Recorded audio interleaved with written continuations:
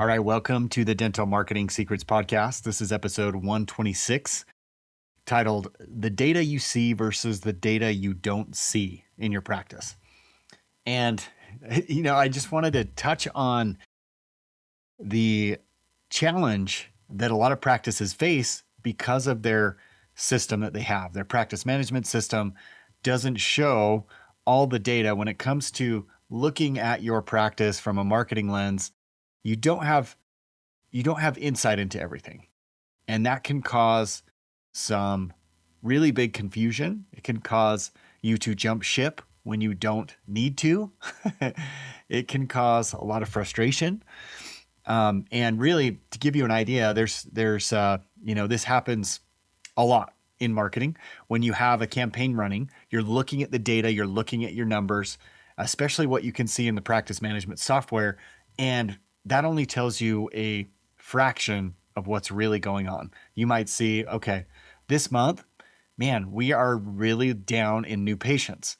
Our campaign must not be working. That's the conclusion that a lot of people jump to when they have limited data, right? Whereas if you have the ability to break that down, break your campaign down into steps and see, well, our calls are still up. Our lead form submissions are still about what they normally are, but our conversion rate is down, or we've missed a lot of calls. We haven't been able to respond to those calls, been busy, we've had time off for holidays, whatever the case may be. That starts to fill in the gaps of your story. It helps you paint a better picture, a more accurate picture of what's really going on. And that's why I think this is so important, is because there's this data that you can see easily and readily in your practice because of your practice management software does a good job tracking that data. Things like production, collections, hygiene appointment percentage, and reappointment percentage, scheduled treatment, things like that. But it doesn't do a good job of measuring those things like missed calls, or how many leads did you actually get this month? How many came from phone calls? How many came from web form submissions? Are you understanding that? How quickly are you able to respond? If you didn't answer the phone right away, what is your response rate? As we talked about in the last episode, converting more leads from your website. So much of it hinges on your ability to respond quickly, ideally in the moment when they call, or within 5, 10, 15, 20 minutes if they send an email submission. You want to respond as quickly as possible. But if you're not able to, one, see those metrics as a provider, as an owner of the practice, as a business leader, then your ability to act on those things and to measure and improve those things are really limited, right? Because you're not able to see those. You don't even know what your baseline numbers are. And that's where a lot of practices struggle, is just having the ability to track some of these basic numbers, this basic data, so that you can better understand your situation and so that you can improve your situation. So going back to our example, when you have a slower month, you can break it down granularly, step by step, and see, well, this part of the campaign is working really well. We're getting people to click through. We're getting people to pick up the phone and call. We're getting people to go to the website and request an appointment. But where we struggle is maybe it's right here. Maybe it's the converting to an appointment. Maybe it's we're not getting back to them soon enough. This gives you the chance to look at that and see, and I really uncover what is not performing well. And that's why this is so important, because without that understanding, without that data, without that ability to kind of zoom in on what's going on with your campaign, then you are left to make these decisions. Well, should I abandon this campaign? Even though it might be performing really well in most areas, you just need to make a few tweaks. But if you decide to abandon that campaign, you could forfeit a lot of opportunity, right? Another story, working with a doctor who had this exact scenario play out. He had a slow month. It was actually about a 45-day slow period I mean, getting some leads, getting some of these things, but he just wasn't converting. And as a result was about ready to just throw it all in and say, you know what? We can't keep doing this. I can't keep doing this.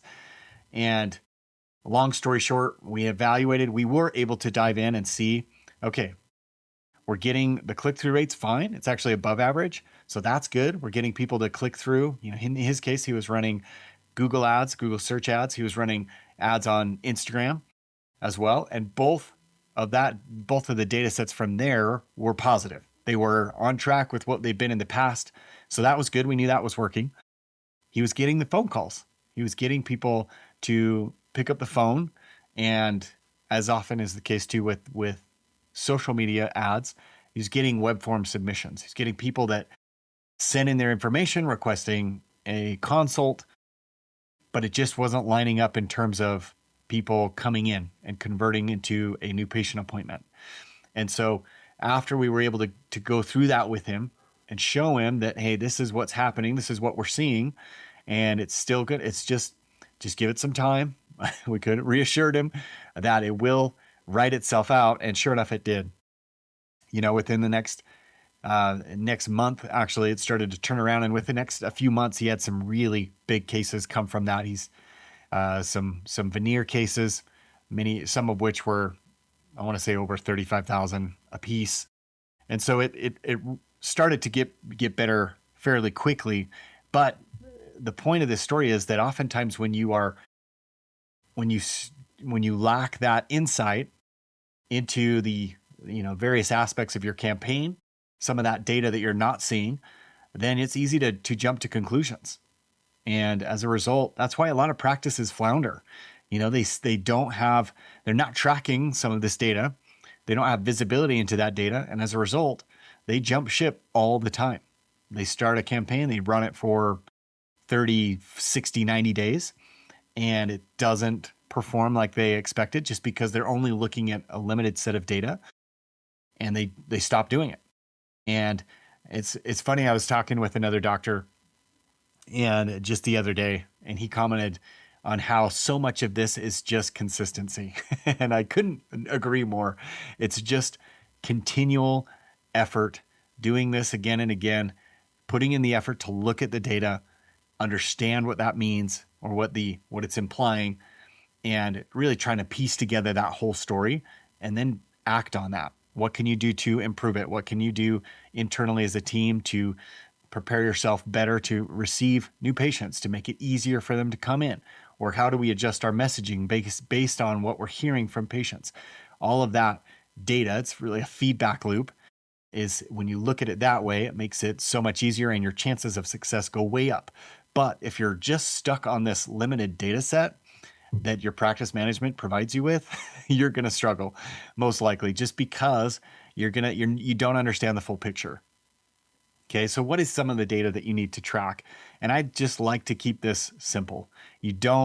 Ideally, you would have some software that can do this for you, but it doesn't have to be that complicated, really. I mean, it could just be simple things like how many phone calls did we generate? How many phone calls did we get in a month? How many of those went answered before it went to voicemail? How many went to voicemail? How quickly were we able to respond to those voice messages or missed calls? How many just total leads did we get? That's a great indicator of how well you're doing in terms of your marketing efforts, your outreach. Do you have an ability to track leads? And that can be something as simple as a Google sheet. Just any person that comes in from the website, you add them to the list, put the date down, maybe you want to find out where they came from. So you ask that question. Simple, simple, simple. I remember when I started a business right out of college, it was a photography business. And that's all I did is I would just keep track. Any lead that came in, I wanted to know where they came from, what date they reached out, how quickly I responded, and then did they convert or not? Just, you can keep it something as simple as that, right? But that's going to help you get a better understanding of, am I getting about the same amount of leads as I was the last few months? Am I notice a significant dip or increase in what I've seen before? So those ones. And then you can get into things like conversion rate. Some of the software does a better job with that. They usually don't do a great job, but they do sometimes do a better job with that. So even keeping it simple with some of the basic data, then it's going to give you much more confidence as you're preparing, as you're planning for the future, and as you're deciding, do I need to make an adjustment to this campaign? Do I need to pivot with my messaging? Okay. So many of the bad decisions that occur at a practice level when it comes to marketing are a direct result of inaccurate data or missing data, plain and simple. And that's just because a lot of the software doesn't track that. So you can get software, like I said, there's plenty of marketing software that you can use, CRMs that you can subscribe to. There's tons of that if you want, but I would just keep it simple to start, because then you have a little bit more hands-on with what's going on, and you're checking it more regularly. If it's software based, then chances are then you might check it monthly, and then sometimes it's too late. Too late to make a decision or adjustment. But again, I always encourage people to give it a little bit more time to see what is it really like. Is it just a bad month in terms of people aren't searching as much, people are going out of town? You've seen those trends throughout your practice, your career, where people are just getting back into school, or they're just getting out of school in this case. And so they're heading out of town. They're not wanting to schedule appointments. They've got so many things going on in this particular time of year or this month that inevitably search volume goes down. You're not getting as many clicks. You're not getting as many calls. Fewer people are reaching out via the website.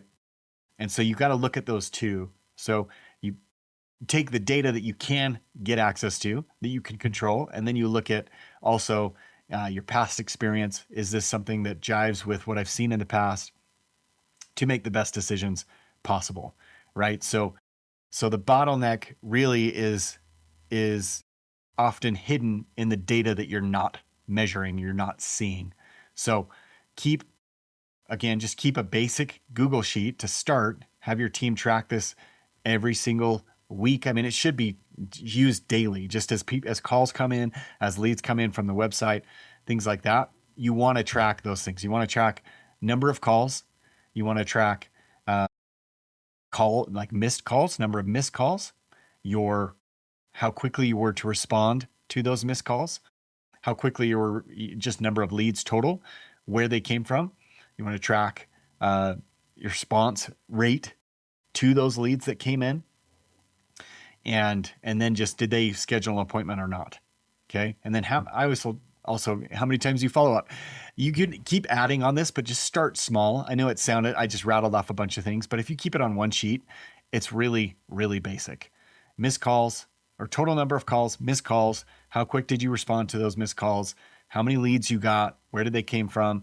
And then how quickly did you respond to those leads? Even that basic data set will help you make so many better decisions moving forward, help you detect or uncover those opportunities that are leaking out of your system and patch that up so that they're not falling through the cracks. Okay. So that's my, my tip for today. Want to make these, I'm trying to make some of these episodes a little bit shorter so they're more actionable. I've gotten some feedback that there's a lot of good information on some of the longer podcast episodes, but sometimes it can be too overwhelming to implement. So trying to make this a little bit more actionable. And this is one that will serve you so well. If you can track this data on a regular basis, it's going to give you a pulse on what's going on right now in your practice with your marketing efforts. See how that's trending based on your past history to know do I need to make some changes? Is this real? Is my panic that I'm feeling, is that legitimate or is that perceived? And then you can make a better decision moving forward. So the visible numbers tell you where you are, and the invisible ones tell you where you're losing growth. So that's the message for today. If you have questions about that, I'd love to answer those. Just reach out to our team. You can reach out to my assistant, Maria at markthackeray.com. And if you have any additional marketing questions, we are here to help. We love to help practices grow their practice to attract better, more qualified patients and to just improve their overall lifestyle. Because I know it's a grind, and anything that we can do to make it a better balance for you, we'd love to be a part of that. So thanks for listening, and we will catch you next week.